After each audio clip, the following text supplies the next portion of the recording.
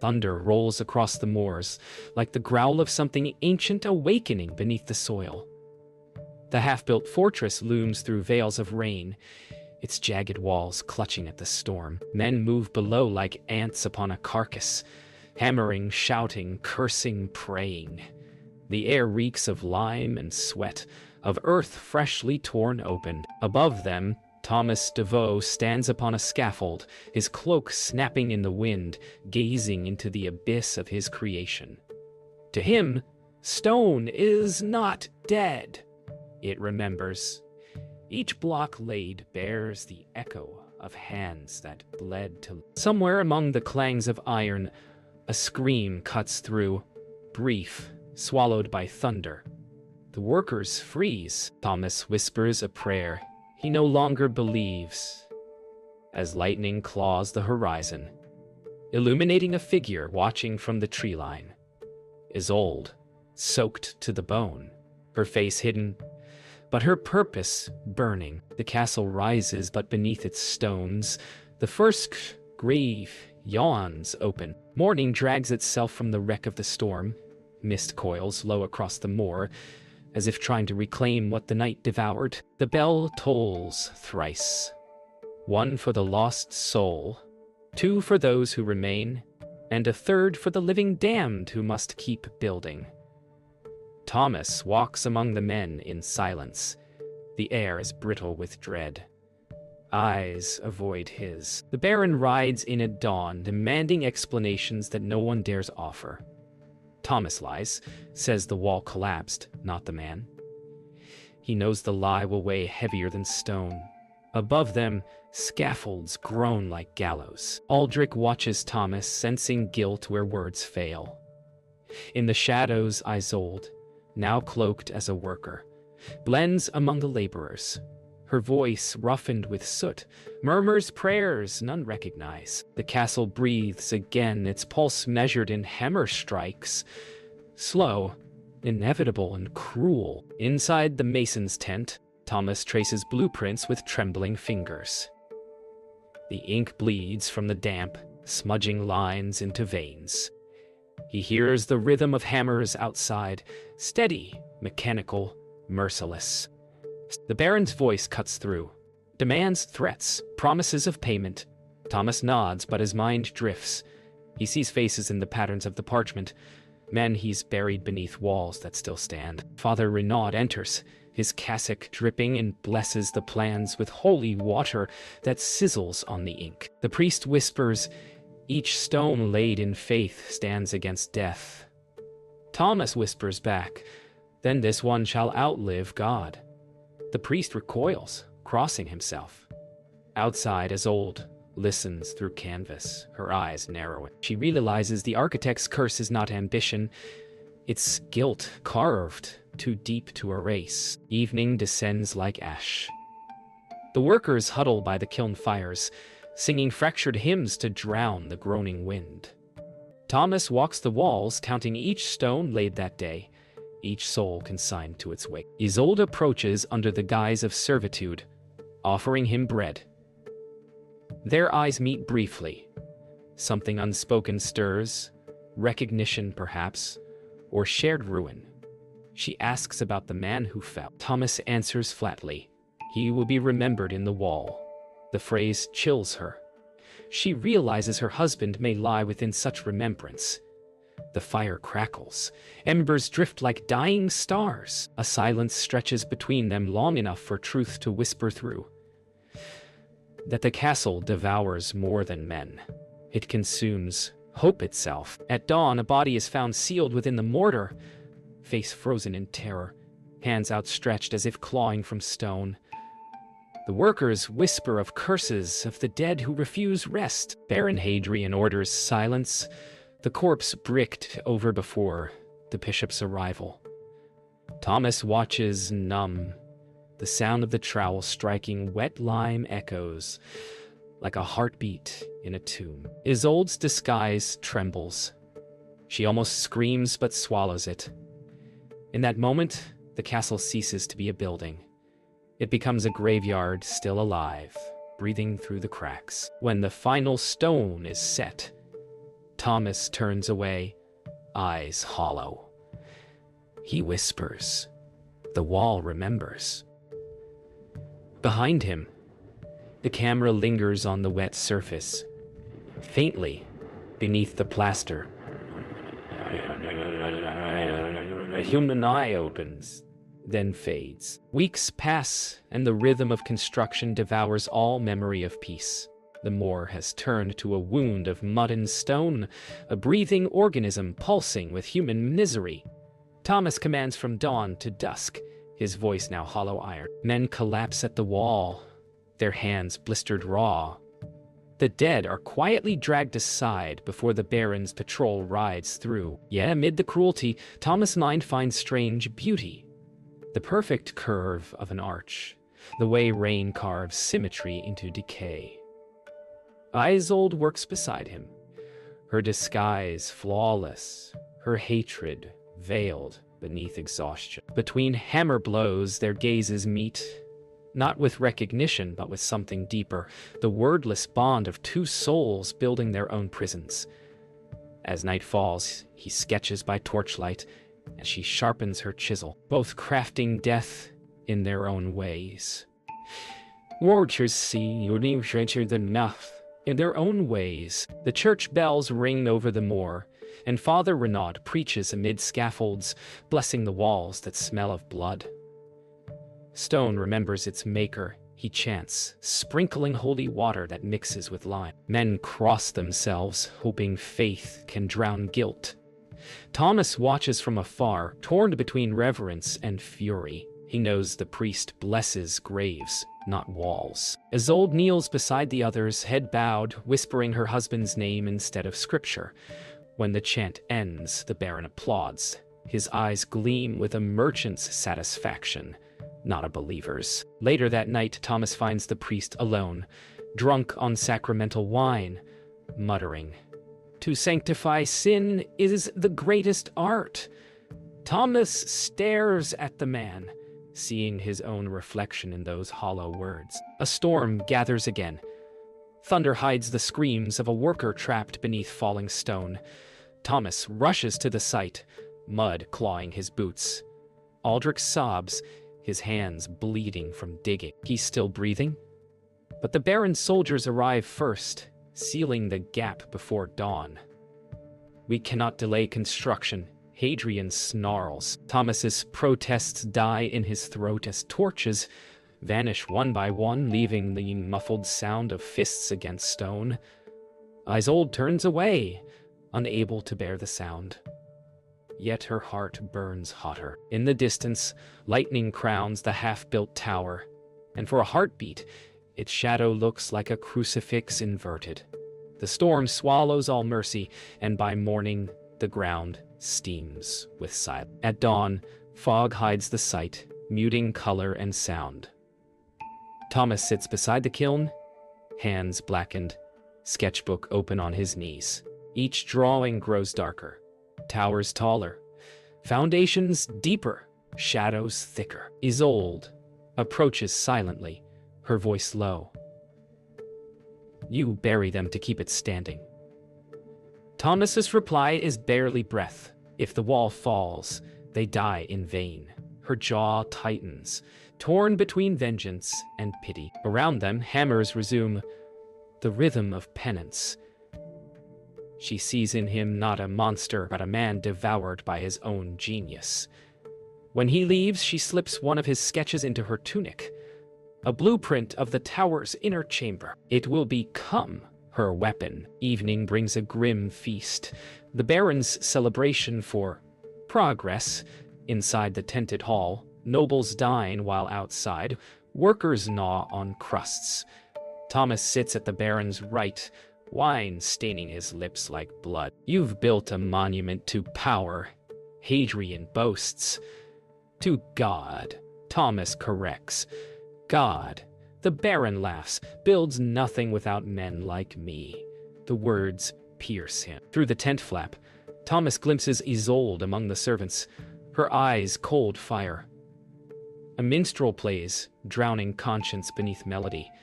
As candles sputter, Thomas imagines every laugh as a hammer strikes. The tent feels smaller, suffocating. He rises, spilling wine, muttering, "This castle will not stand on grace." Hadrian only smiles. "No, it will stand on fear." Winter thickens across the moor, swallowing breath and sound alike.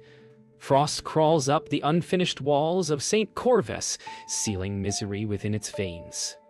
Workers huddle beside fires that barely breathe. The Baron has tripled their hours. The priest blesses every death as divine necessity. Thomas walks the battlements like a ghost, counting the cracks that spider through the mortar. He dreams of screams trapped beneath the surface, rising through stone like whispers in his sleep. Below, Isolde tends the sick, her hands raw, her fury now tempered into patience. She has found her proof, bones embedded where foundation meets tower. She buries them again, not from mercy but from strategy. Each secret she uncovers brings her closer to justice. But when she looks up, she sees Thomas watching her, and in his gaze, she reads both confession and fear. In the chapel tent, Father Renaud leads a night mass for the souls sacrificed for God's wall. His words are honeyed poison, each syllable justifying cruelty as holy architecture. Thomas kneels at the edge, face hit. He cannot pray. He can only listen. When the priest proclaims, "Through their deaths, the fortress shall live eternal," Thomas stands abruptly. Then eternity is cursed. The candles flicker, murmurs rise. Renaud's gaze cuts like a blade. "You play at divinity, Master Builder. Beware. Walls remember their maker." Outside, snow begins to fall, soft and relentless. Isolde listens through the canvas, her heart pounding. She now knows Thomas's guilt runs deeper than she imagined, and that his ruin may be her weapon. The storm returns like vengeance. Wind screams through the scaffold, ripping ropes, splintering beams. Workers scatter, clutching their cloaks, but Thomas climbs higher, shouting orders lost to the gale. Lightning ignites the tower's crest, illuminating a hidden crypt exposed by collapse, a chamber filled with skulls, sealed long before their time. He stumbles inside, torch trembling, eyes reflecting the impossible truth. This fortress was raised atop an older tomb. The Baron knew. The priest, bless it. The dead had been foundations long before his first stone was laid. When he emerges, soaked and shaking, Isolde waits, her face lit by blue fire. "Now you see," she says softly. "It was always a grave." Morning finds the camp silent, the workers too afraid to speak. Rumors ripple, the castle built on cursed ground, the souls restless. Baron Hadrian calls an assembly, declaring any who spread fear will hang. His voice echoes across frost and stone. Thomas stands at his side, hollow-eyed, silent. He watches Aldrich tremble among the men. The boys whisper, "The wall eats us," is enough. Soldiers drag him forward. Before the noose tightens, Thomas steps in. "He's my apprentice," he says, voice cracking. The Baron smirks, "Then teach him obedience." Thomas then trembles on the rope. The boy stares up at him, tears freezing on his cheeks. The silence stretches until the priest's prayer fills it, sanctifying cruelty. Once again, that night, Thomas cannot sleep. The fire's light dances across the tent walls, shaping faces of the dead in shadow. He rises, walks to the tower, and lays his hand upon the cold stone. "If you must stand," he whispers, "remember us all." Behind him, Isolde approaches, her steps silent. She places her hand beside his. "It remembers everything," she murmurs. For the first time, truth passes between them without deception. He asks, "Who are you?" Her answer comes like a confession. "The wife of the man you buried in your wall." Wine steals the words, but their meaning stays. Thomas does not flinch, only nods, as if he's known all along. In the distance, the bell tolls once, marking the first crack of their fates aligning. Dawn seeps red across the moor, like blood rising beneath the skin of the world. The night's frost has melted into mud, and the sound of hammers begins again, hollow and lifeless. Isolde moves among the workers with new purpose. She is no longer merely a shadow, but a fuse awaiting fire. Her confession to Thomas lingers in the air between them. Every glance now carries the weight of shared sin. He avoids her eyes, unable to reconcile her grief with his guilt. Yet in her silence he senses both mercy and judgment. The Baron grows impatient.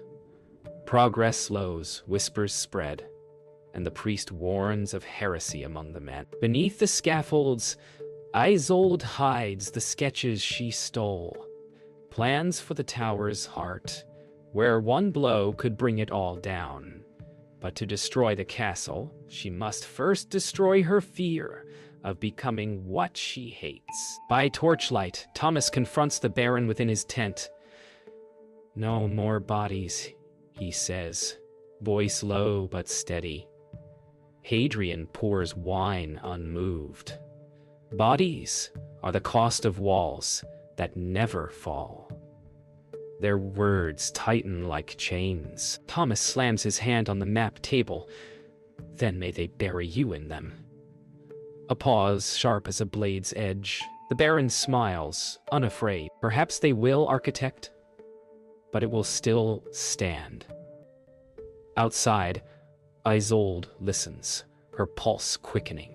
The wind tears at the tent, carrying the scent of wet ash. She knows now that neither man will stop. One bound by pride, the other by penance. Between them lies her husband's ghost, waiting to be avenged. The next day, Father Renaud summons Isolde to confession, his tone serpentine. "The Lord whispers to me of deceit among the builders." She kneels, voice steady. Then perhaps he sees too much. The priest's eyes glint. "A woman in men's clothing, harboring vengeance. How long before he strikes you down?" Her reply cuts like flint. "If he wished to, he'd have done it when my husband screamed beneath his wall." Silence. Renaud's hand trembles around the cross. He whispers, "You damn yourself." She stands, her face calm. "Then I'll not burn alone." When she leaves, he watches her go, fear curdling his face. For the first time, the priest wonders if hell is not a place but a structure, one they are already building, stone by stone. Night again. The wind moans through empty corridors of the unfinished keep. Thomas searches the walls by lantern, tracing cracks that seem to breathe. Behind one, he hears faint voices, murmurs, weeping, echoes of buried men. He strikes the stone, and dust falls like snow. Isolde finds him there, lantern shaking in his grip. "You hear them too," she says softly. "They want release." His eyes, hollow with exhaustion, meet hers. "So do I." Together they listen. The walls hum with trapped souls, a dreadful choir beneath mortar. She takes his hand, pressing the blueprint into his palm. "Then we'll free them." He hesitates, but when their fingers meet, it feels less like alliance and more like confession.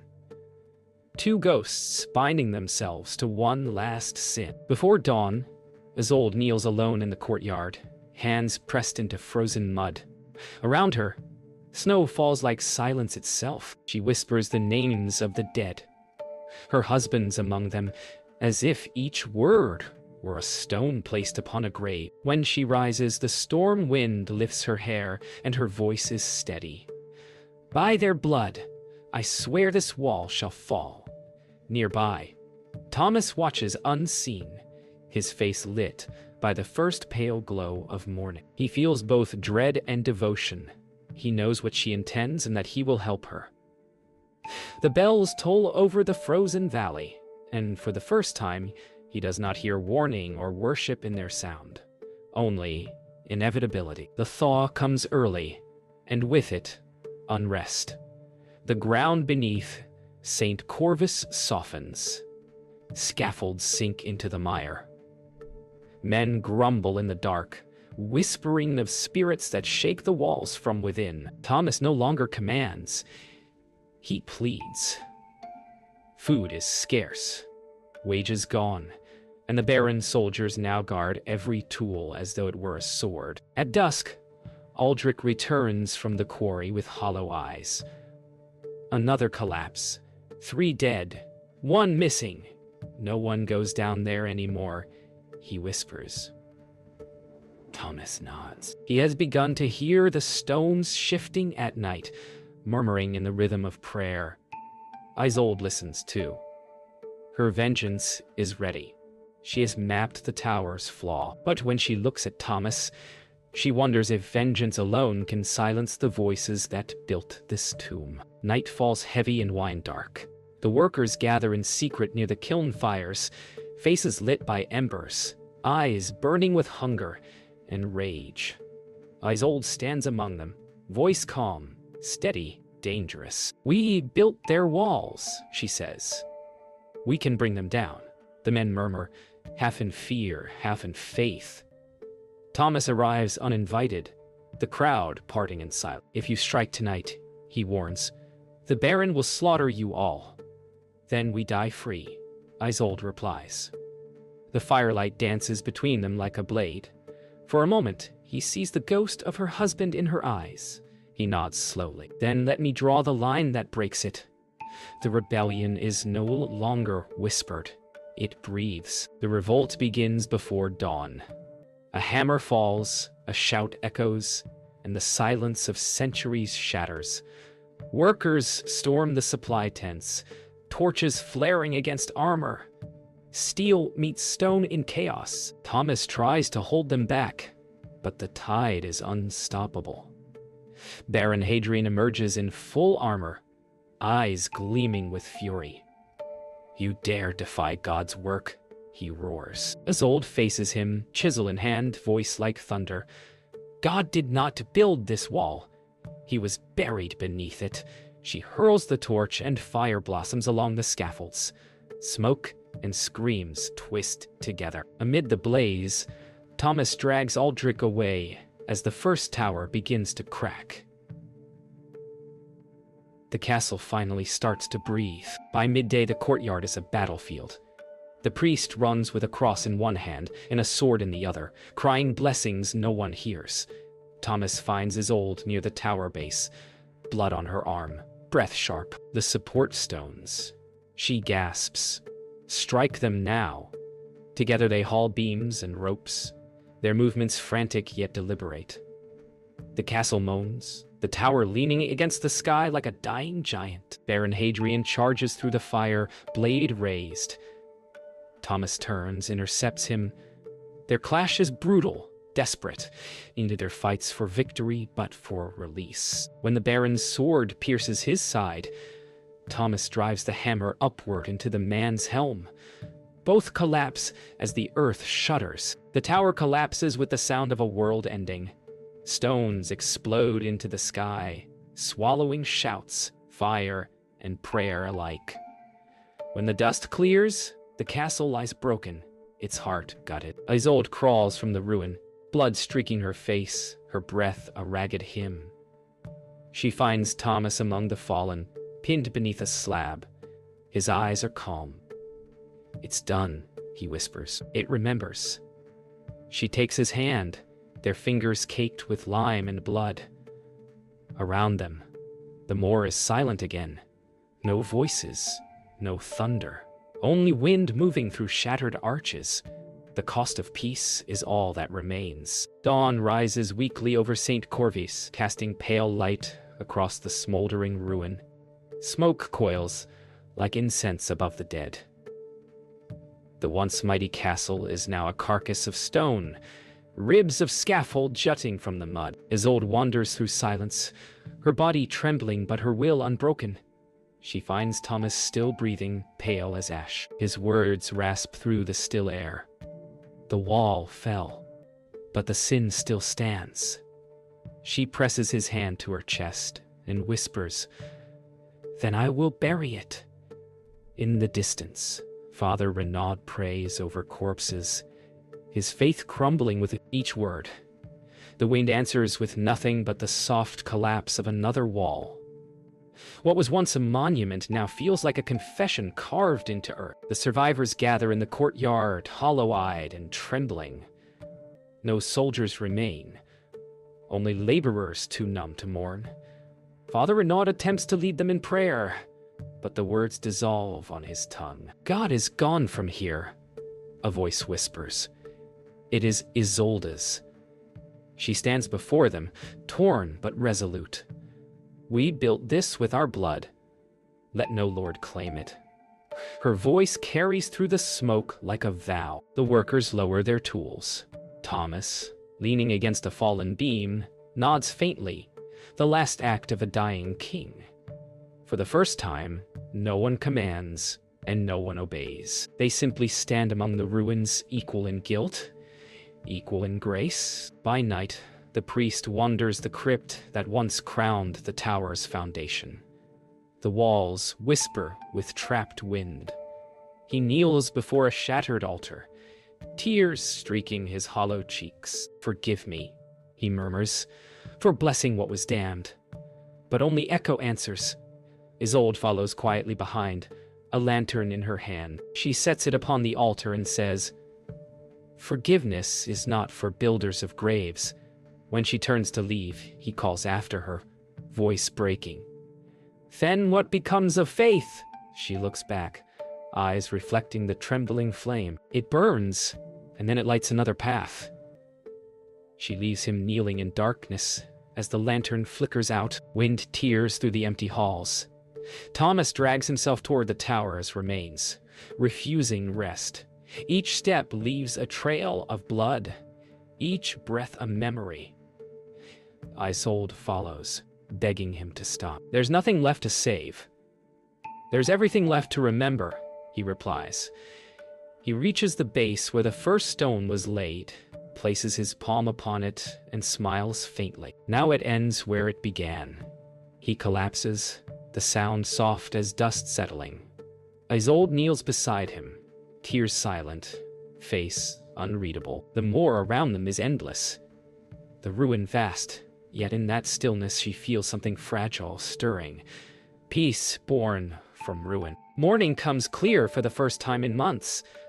Smoke is thinned. The moor breathes again. Isolde stands where the keep once rose, the wind carrying soot through her fingers. Father Renaud approaches, bareheaded eyes red. "What will you do now?" he asks. She looks toward the horizon, begin again, without lords, without gods, without walls. He nods, broken, yet strangely serene. Together they walk through the ruins, stepping over stone and bone alike. Behind them, the remains of St. Corvius stand silent, not proud, not cursed, but finally still. The moor exhales, and the story of the fortress ends not in victory, but in release. Centuries drift by. Grass reclaims the scar where St. Corvus once clawed the sky. Travelers pass the ruin without name, thinking it only rock. But when storms sweep the moor, a hollow hum rises from beneath, stone remembering breath. In the 13th century, monks rebuild a chapel upon the site, using fragments of the fallen keep. Among the stones, they find carvings that no one claims, faces frozen mid-scream, hands reaching from mortar. The abbot orders them sanded smooth, yet every morning new shapes appear. The builders whisper that the wall is alive again, learning the rhythm of prayer. A young historian named Elias Moreau arrives from Paris to study the legend of the breathing castle. He camps among the ruins, tracing old foundations by lamplight. Each night he hears faint hammering beneath the soil, rhythmic as a heartbeat. Locals warn him to leave before the full moon, but curiosity binds him stronger than fear. One evening, lightning strikes the hillside, exposing a sealed vault. The wind howls through the breach, carrying whispers in a tongue he cannot name. He descends with torch and quill, unknowing that he walks into the last memory of St. Corvus. Within the vault lie skeletons fused to the walls, their bones glazed with centuries of lime. Among them rests a single slab engraved in Latin: Edificata manibus, quae mortua sunt. Built by the hands that died for it. Elias brushes the dust away, his lamp flickering. Beneath the inscription, he finds a smaller line etched in newer hand. Remember us kindly, Isolde and Thomas. The air grows colder. The stone exhales dust. For an instant, the vault seems to pulse with faint warmth, as though hearts still beat behind the rock. He steps back, trembling, realizing history was written not by kings, but by the buried. Outside, thunder fades into rain. Elias seals the vault again, marking its entrance with a small wooden cross. He sits beneath a bent oak, journal open, words pouring like confession. They built eternity and found it hollow. They sought God in stone and found man instead. His ink runs with rain, blending memory and myth. He leaves the site before dawn, carrying a single stone fragment engraved with a fingerprint. As he walks away, wind moves through the ruins. The same low hum that began it all. It is neither curse nor blessing, only remembrance. Centuries later, tourists wander the site, unaware. Children climb walls built from recycled stones. Beneath their laughter, a faint echo lingers, the sound of hammer on stone, of breath within lime. The camera drifts through grass and ruin until it finds one surviving inscription half buried in moss. The wall remembers. The wind sighs across it, carrying a whisper that might be a woman's voice, might be the moor itself. Peace at last. Fade to white as the hum dissolves into silence, and the legend of St. Corvus becomes what all history becomes. Memory shaped by hands, long turned to dust.